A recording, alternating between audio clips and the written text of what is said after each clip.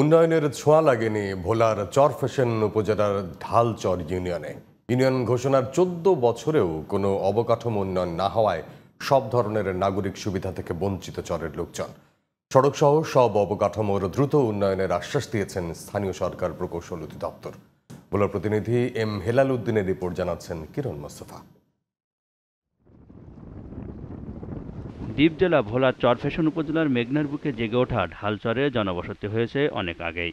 চরে বসবাসকারীদের জীবনমান উন্নয়নে ২০১০ সালে ঢালচরকে ইউনিয়ন ঘোষণা করে সরকার, কিন্তু ১৪ বছরেও কোনো উন্নয়ন হয়নি ইউনিয়নটিতে। নেই পাকা সড়ক, সেতু ও কালভার্ট।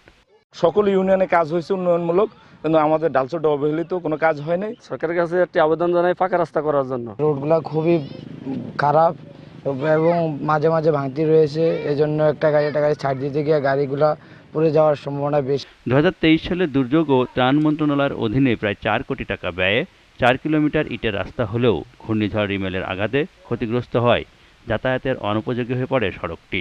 এছাড়া ২০২১ সালে এলজিএসপি প্রকল্পের আওতায় ২টি কাঠের ব্রিজ নির্মাণ হলেও জরাজীর্ণ হওয়ায় ব্যবহারের অনুপযোগী হয়ে পড়েছে।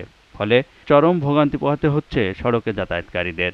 এই কাঠের ব্রিজগুলি ভাঙ্গা, এই নিয়ে চলে না, এটা দিয়ে অনেক মানুষ অ্যাক্সিডেন্ট হয়। যাতায়াত করতে আমাদের খুব কষ্ট।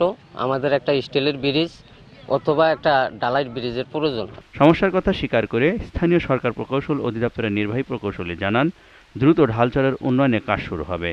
আগে কোনো উন্নয়ন কর্মকাণ্ড ওইভাবে বাস্তবায়ন করা হয় না। তো আমরা বলার এখানে বিচ্ছিন্ন এলাকা হিসাবে এই দ্বীপটা উন্নয়নের জন্য আমরা একটা প্রকল্প প্রণয়নের কাজ চলমান রয়েছে। এখানে প্রকল্পটি বাস্তবায়ন হলে এবং পাশ হলে আমরা সকল উন্নয়নমূলক কর্মকাণ্ড বাস্তবায়ন করব। দেশের দ্বিতীয় সুন্দরবন নামে পরিচিত ঢালচরের তারোয়া সমুদ্র সৈকতটি দেশের দ্বিতীয় কক্সবাজার নামেও পরিচিত। মেঘনার অথই জলে ঘেরা ঢালচরের অবকাঠামো উন্নয়ন হলে চরবাসীর জীবনমান উন্নয়নের পাশাপাশি বাড়বে দেশি বিদেশি পর্যটকদের আনাগোনা। কিরণ মোস্তফা, জিটিভি নিউজ।